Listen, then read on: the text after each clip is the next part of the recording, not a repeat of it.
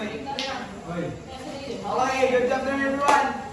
So, what we are going to do now is that we're going to have games or exercise. So, Energizer. So, tipo mo may linya ng araw di mo magbuang-buang, kaya mo magdako kayo. Tapo mo. Bali, kadaling niya, puno mo. Leg. Sunod, arewan, fronts. Again, that will change, that will catch your brain, ma-enhance. Because our topic now is about cognitive and metacognitive, which involve your critical thinking and brain involvement. So, group, tipo. Faster! Energy! Hello, Leo. Sige. Faster. Don't worry, kada kuan yung nani points. Involvements na points. Kung ang gyapon kinuwang. Pagdali, oy, kay nagdaga ng oras. Balik mo kayo. Dalawa sila. Metacognition for you.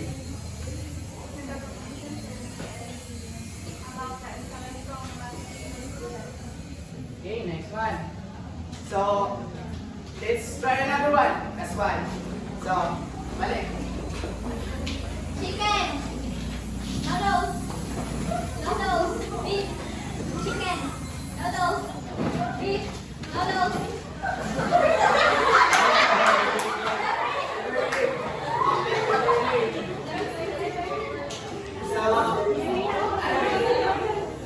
We're ready now. Stand up. Stand up. So, what do you expect in our discussion right now? What do you expect? That you would see in us? That what you want to learn?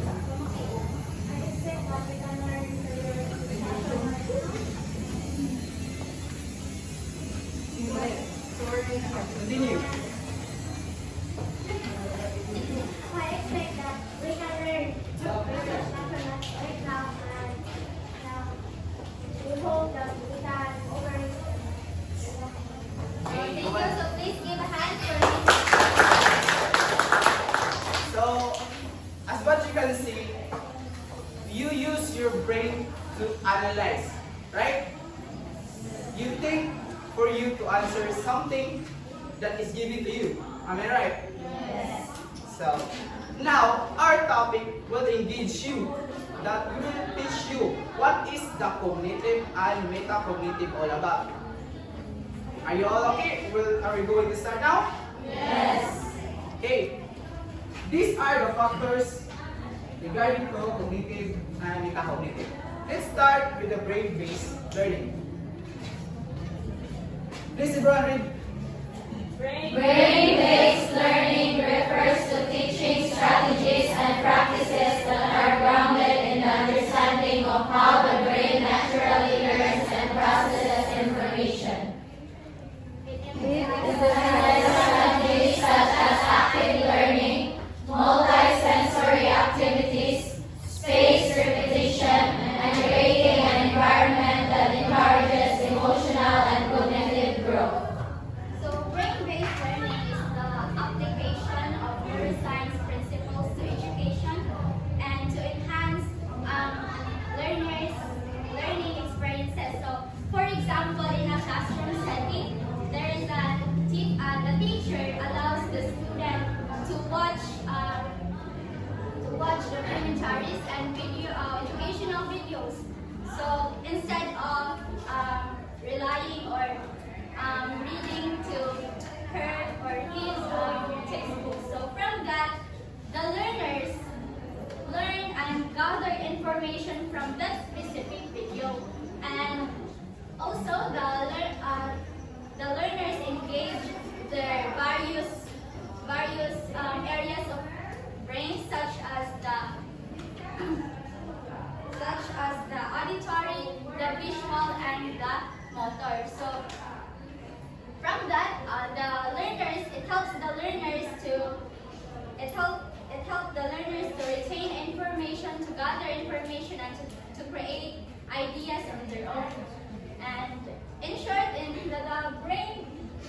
The brain-based learning is the process, it is how the brain normally process information. So, can you read about the learning will be positively influenced? Okay, everyone.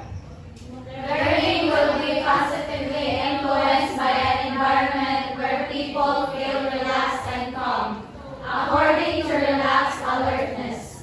As a result, learning is suppressed when the brain perceives tiredness or effect. To achieve high-level and quality learning, a safe environment should be provided for people. A relaxed state involves accepting risk at appropriate levels and feeling secure about it. So, in one of my co-reporters want to discuss about that or insights?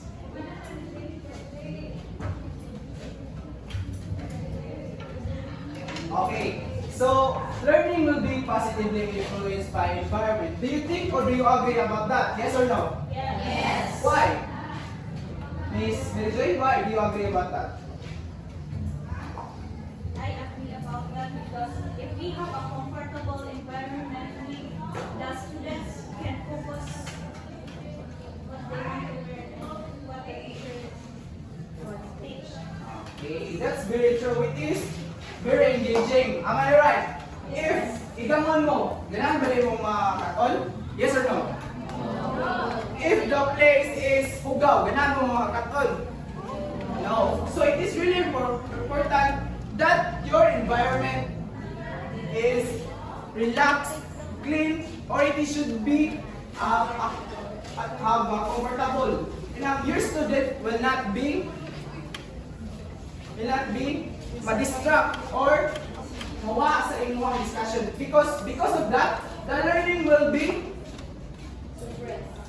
surprise or matuwa, mabahin nilang attention, which is if you're going to assess their learning, makuha nga na.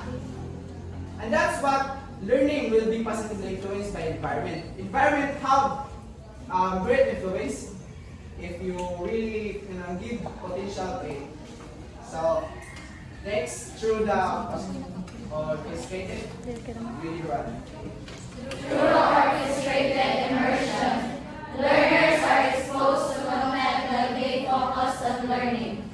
Memory systems enable learners to explore content and reach their learning goals when integrity and coordination are ensured. So, any of my class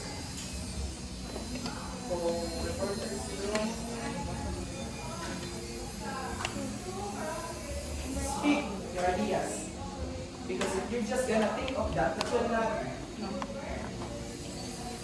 that is part of cognitive. Look, you're going to think cognitive. It's about talks about your brain.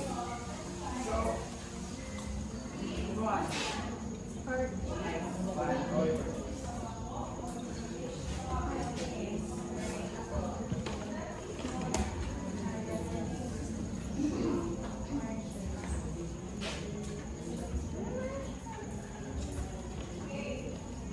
No? So, we are talking about brain. Does it not have memory? Naa ba siya memory or wala? Naa. Diba? So, memory system enable learners to explore content. When you say explore, may explore na. Explore the content and reach their learning goals. Which is, if you have let's say, you are discussing, so if that student retain or those discussion that you discuss to them will be put in their memory, they will get or they can explore. No? Magtuon sila. Am I not right? Yes or no?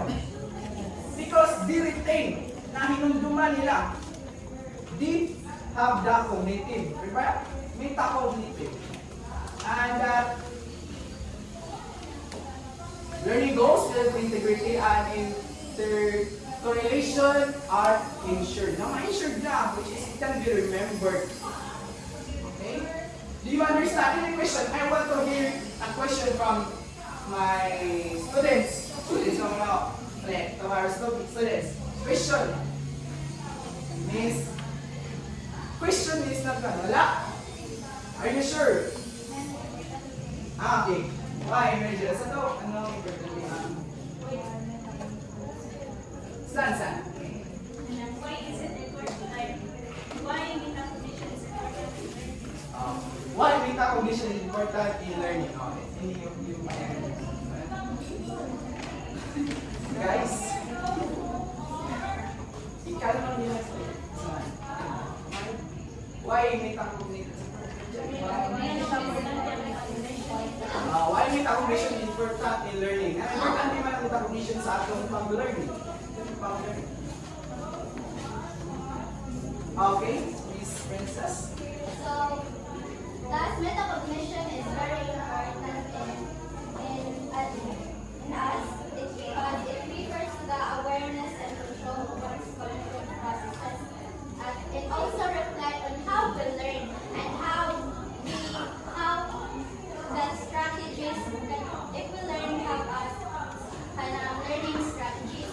So, as a student, for example, from my own experiences, when I study, I always take down notes and highlight those important details. And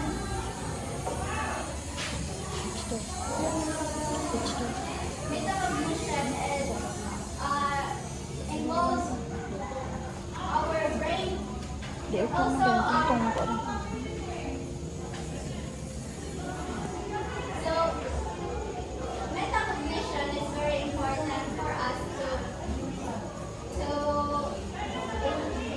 as a student because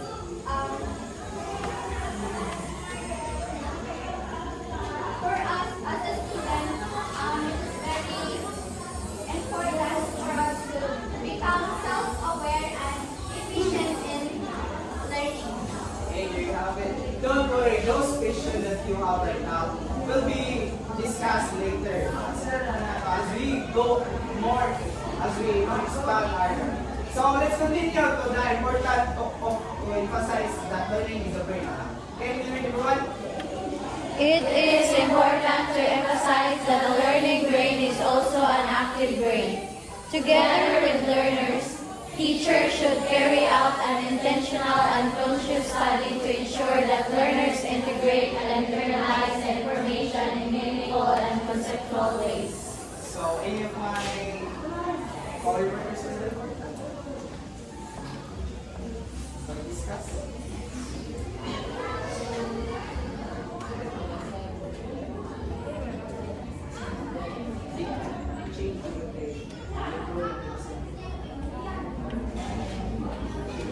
So, okay, it is important to emphasize that learning is also an active brain. Because, do you think that every moment in your life, wag mo mag-learn? Di ba? In every life, every day, you learn. So, as we know that learning is not an ending process. And that is what it is need to be emphasized. The learning brain is also an active brain, which is every day our brain is active. We learn in everything, which is together with the learners, teachers should carry an intentional and conscious study. When you say conscious study, your student will be aware of your discussion. Di kayo, yung discussion about now, layo lang kayo ang ilang content. Because they are not aware of what you are going to discuss. I mean, that's right. So it needs to be conscious and ensure that learners integrate and internalize the information meaningfully. So like, mahatag mo nila o mga activity or you're going to relate a situation into a real life situation which they can relate. Am I right? For it to be meaningful, not meaningful sila.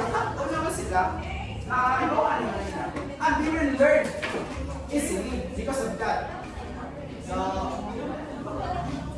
we have the left brain here and the right brain. So please everyone lift the read the left brain right side. Right side of the body control. Number skills, math, scientific skills, written language, spoken language, objectivity, analytical, logic, and reasoning. So, sa ato ang mga left brain ko no, naa siya nakabuta ang number skills. When you say number skills, gusto mo na? O, math, sa ang pagkuhan. Math, science skills, written language, kanatong pagsukat, mga language, spoken language, atong gisulti, objectivity, analytically, so above, analyze, which is naa siya sa left brain. Inumduminin kayo kasi gawas sa test, okay? What are those in the left brain na mga part or skills? Number skills, math, scientific skills, written language, spoken language, objectivity, analytical, logic, and reasoning. Oh, naana na butang listening. Sampo na. So let's go to the left brain. Right brain. Sorry. Left side of body control. Reading, music, art, awareness, intuition, creativity, imagination, subjectivity, synthesizing, emotion, and face recognition. So sa right brain di ay which is the left side of our body controls. Asa na left side sa body controls na to? Ano eh? Oh, bali na sila. Bali sa left brain, dire, right side ang mulihok, may control. Which is sa right brain, left side ang body control. Which is, sa left side sa body control, we have the 3D shapes. Kung saan ang mga 3D shapes, be? Inyo ang yung views, vision niyo sa kabuta. Kung saan na? Lamisa. Isn't that a 3D shape? Oh, saan yung mga saan? Music and art awareness, imagination, creativity, nakakabutang diha. Your creativity, creativeness. Oh. Kana yung pagka-artistic, yung pagka-imagine, kana yung magdambong, mag-imagine mo na, natin mo flash. Which our left brain is maoy, nakuha na, or control. So, again, what are the sa left side or the right brain? 3D shape, awareness, Intuition, creativity, imagination, subjectivity, synthesizing, emotion, and face recognition. okay.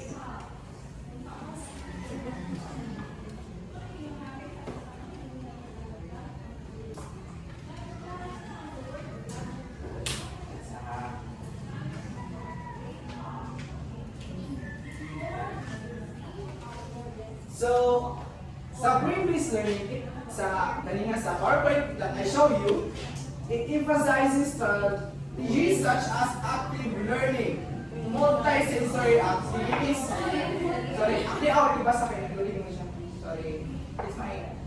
So, again, it emphasizes strategies such as active learning, multi-sensory activities, spaced repetition, And creating an environment that encourages emotional and emotional and cognitive growth. So, ito mga ipan, based naman sa. So, when we say multi-sensory, what can you say about that? Multi-sensory activities. Sensory, when we are talking about sensory, what are those? Okay, pare, what are those?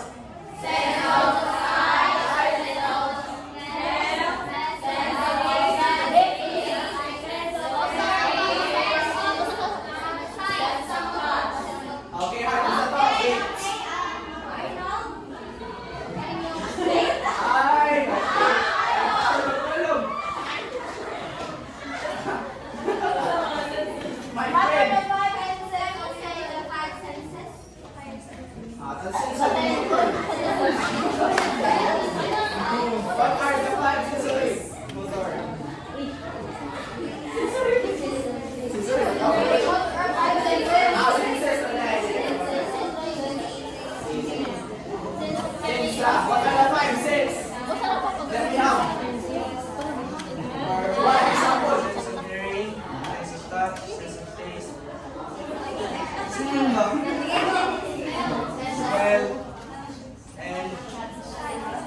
Answer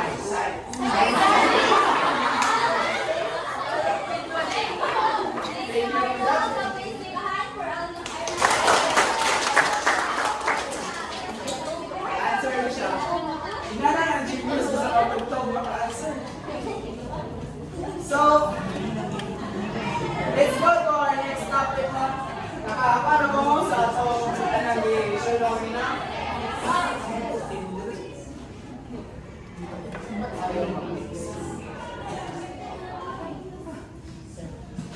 Dada. Basta, the male and female brain. Male and female brains differ in structure and function, which can influence learning, behavior, and cognition. The differences may contribute to varying learning styles and preferences, though individual variation is greater than gender-based differences. Male and female brains are often considered different because of biological and hormonal differences that can influence how people think, learn, and process information. While individual variation is large, some general trends have been observed in research.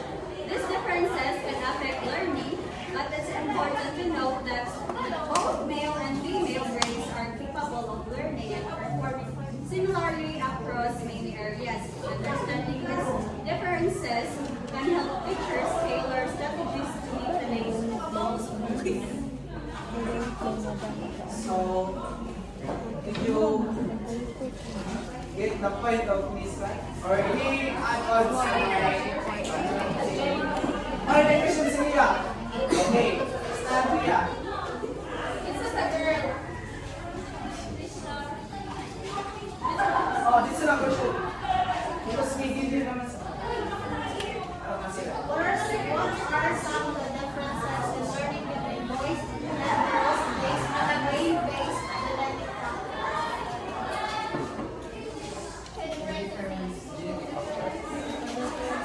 Ay, next one like. Next sila pa.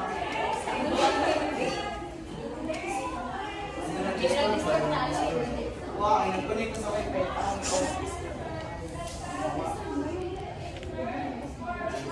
So, wala yun sa mga kawan. Ang sa man to eh, what are ito? Brain differences. learning between boys and girls.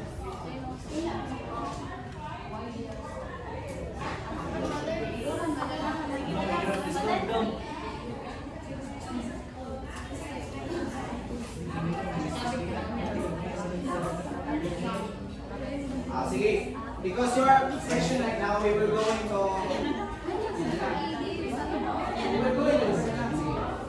So, the male and female brain. Diba, each person has a different brain capacity. Do you agree with that? Yes. We learned that in our science.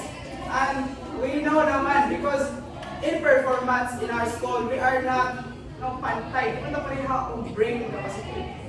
Naiuban, nasa life section, kay mga kuan. Depends on brain capacity, which is male and female brains differ in structure and function, which can influence learning, behavior, and cognition. Ang male kuno o ang female, nailahi siya og mga structure and function, which is example, female can think more faster than male. Or the male is slow on capturing the ideas or hearing the one. Because idea is because In my own idea, the male has is very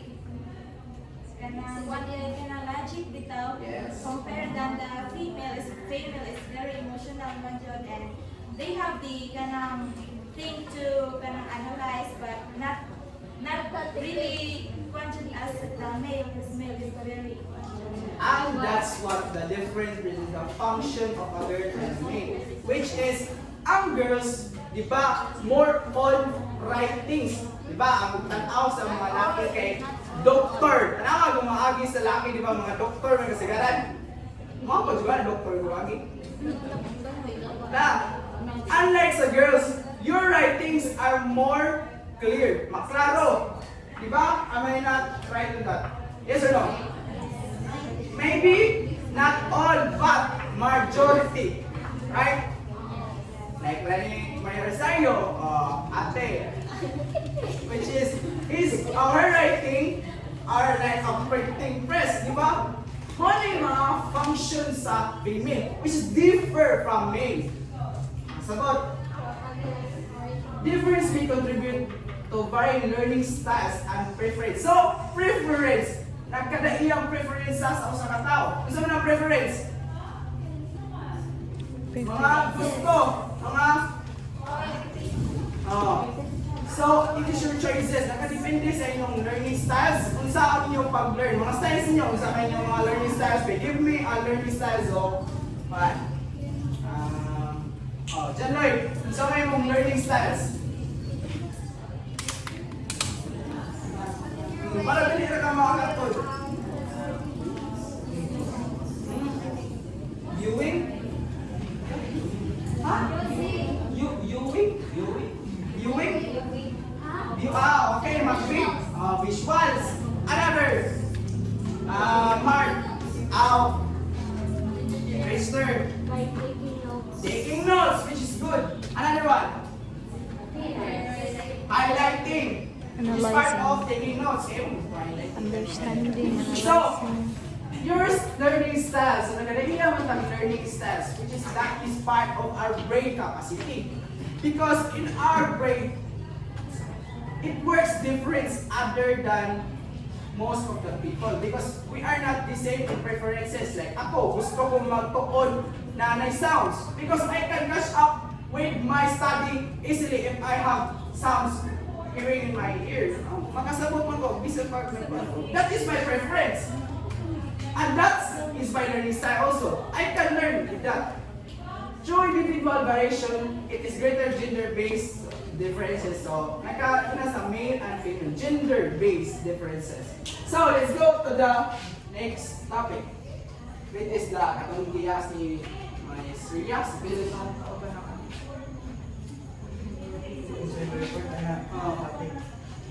Isa to ikatulo.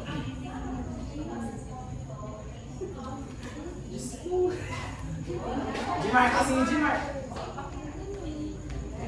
Jimar. Go there in front. Read.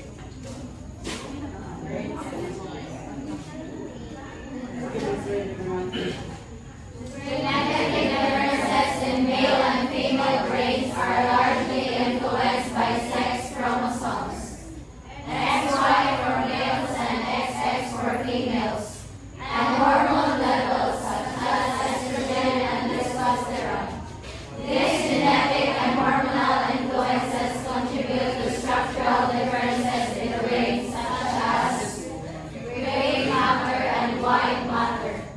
Males generally have more gray matter, responsible for processing information, while females tend to have more white matter, involved in communication between brain regions. Okay, brain is genetic difference in girls and boys. Girls is have like verbal centers of it is more work.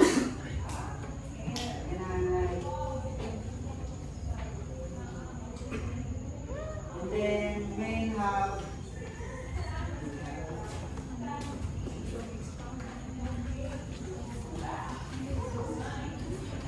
Kalma.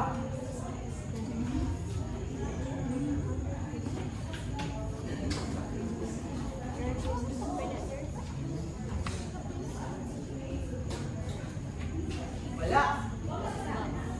So, pag sa to, genetic difference between in male and female brains are largely influenced by sex chromosomes. Diba yung aming science, which is, ang XY is for males. And XX is for Females. okay. and hormones levels such as estrogen, asa na? Babae. Which is testosterone is a testes. Right? Hard na talaga. So, this genetic and hormonal influence contribute to the structural differences in the brain such as gray matter and white matter. Males generally have more gray matter responsible for processing information. Just like what I have said kanina, no? Na this one, genetic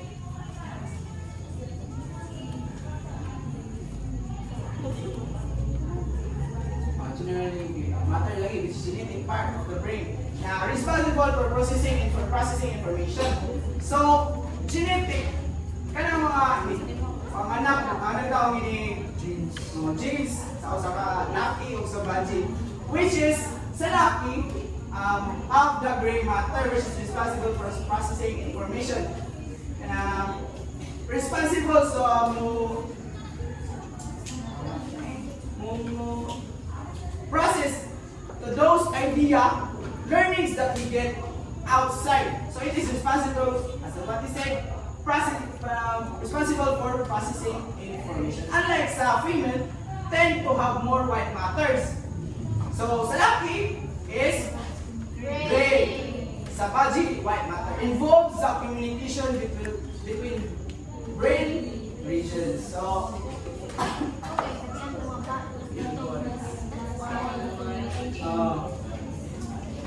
sa female tend to have more white matter involved in communication. So, ang baji ko, no,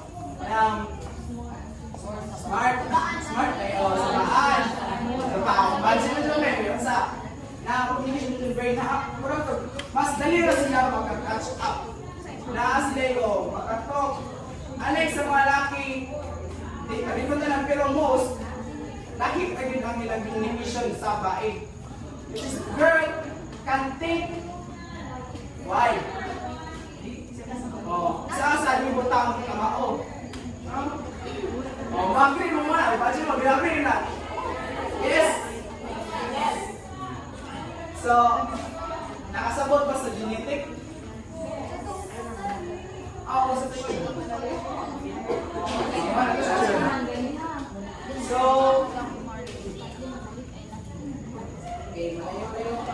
so let's go to the nature of metabolism.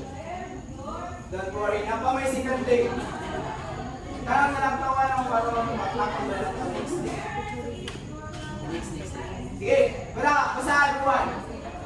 Nature of refers to thinking about thinking. The awareness and control over one's cognitive process. It involves understanding how you learn, planning how to approach a learning task, monitoring your progress, and adjusting strategies when necessary. The nature of metacognition is dynamic and reflective, involving skills like self-awareness, self-regulation, and strategic thinking.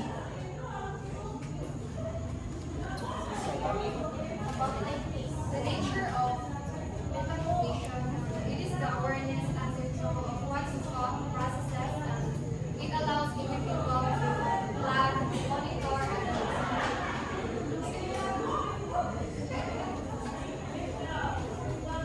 and adjust their learning strategies. For example, a student realizes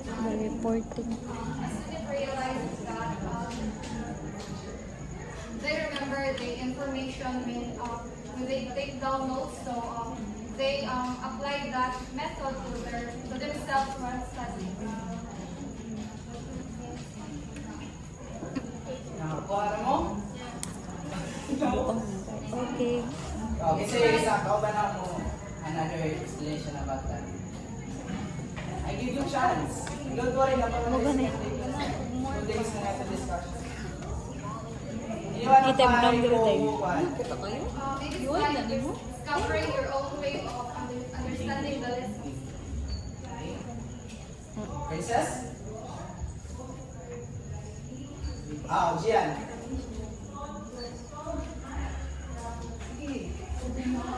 So, nature of metacognition.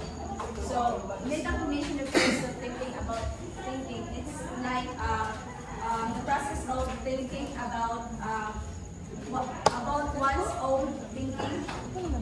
About one's own thinking, it is also the ability to monitor, control, and reflect on and how we learn. Unsa na? How we learn. And it is also helps us to understand and improve the way we learn by being conscious of thinking processes. Whether it is planning, how to approach a task, checking our progress, and evaluating our work. Nasagot na mo? You get the point of this dyan yan. Oh, addition. Any of you? Kasi addition. If you want to hear addition from my... Okay, Ria. Naman-chika. Metacognition considered a lifelong learning skills because it helps individuals continuously assess their understanding, set learning goals, and adopt strategies to new challenges. These skills are valuable in both academic settings and real-world problem solving. Yes, that's true. Again, the awareness and control over one's cognitive process, which means you have a control on your own cognitive process, how you learn. Diba? Okay, don't tell me, yung tapat karon na i-control sa mong how you learn. Diba, di man? Because you, natitias in mga lawas, have the awareness on how you are going to learn. No, as I said, I'm aware on how I'm going to learn. By, if I want to study, use of music, okay, dali na po mga pattern, like that. I am aware, no? Awareness and control over one's cognitive process. Sabot, it involves understanding on how you learn. Now, nag-involve sa giunsa nimo siya pagkat-on. Yung sa nimo siya pag-gets sa idea. Okay? So, planning how to approach a learning task. Kung saan nimo pagplano. Planning. Under planning o approach a learning task. Kung saan nimo pag-uman ng learning task which use of planning. Makagawa ka. Ikaw mo plano sa imo kagalinon. Because you are the one responsible sa learning. So, monitoring your progress. You, as yourself, you monitor your progress. Asa na karon? Right ako, na 2.7 ko. Nakapatong. I am aware. That's just an example. I'm just giving you an example that I am. You yourself aware on your progress. And adjusting strategy when necessary. You're going to adjust. Like ako. If ako nag-lisod pa na sa akong learning strategy, I'm going to adjust because if I'm going to stop on that or magpanayon na na, my learning will be stagnant. At that is not a good sign of learning. Because as we know, learning is a lifelong process. You need to learn every day. That's why adjusting strategies, you need to make an adjusting strategies for you to learn more easily and accurately. That you yourself can remember it easily. Okay? So, the nature of metacognition is a dynamic and reflective. When we say dynamic, kung saan ang dynamic din? Change. It can be changed, no? Reflective.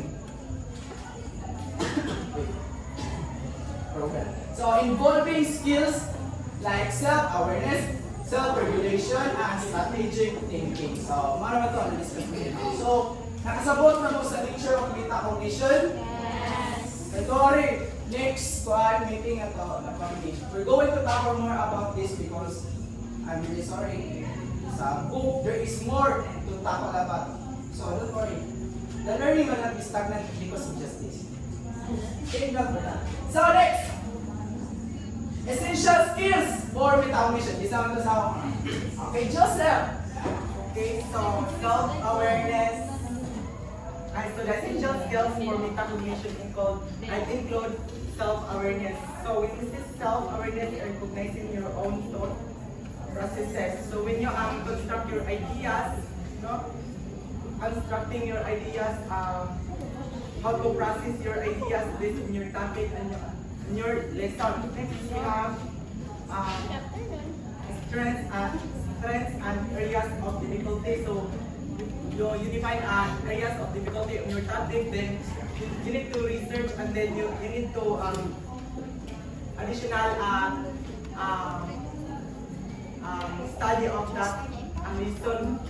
Then next we have self-regulation, so the ability to control and manage one's learning strategies. For example is, kung magtuon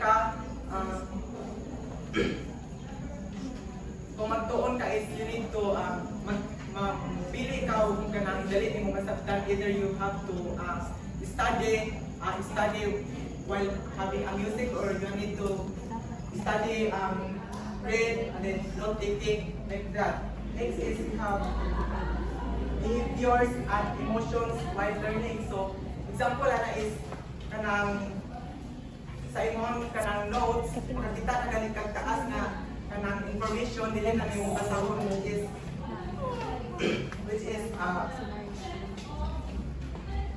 na dili na ka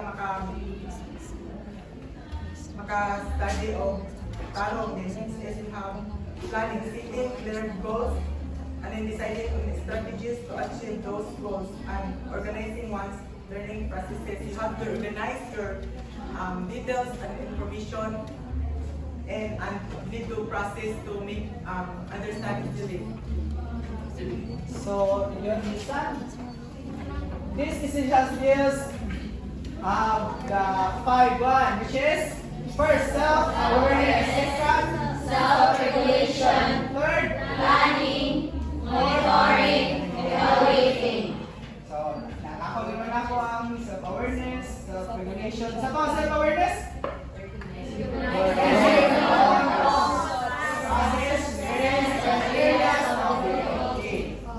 Self-regulation.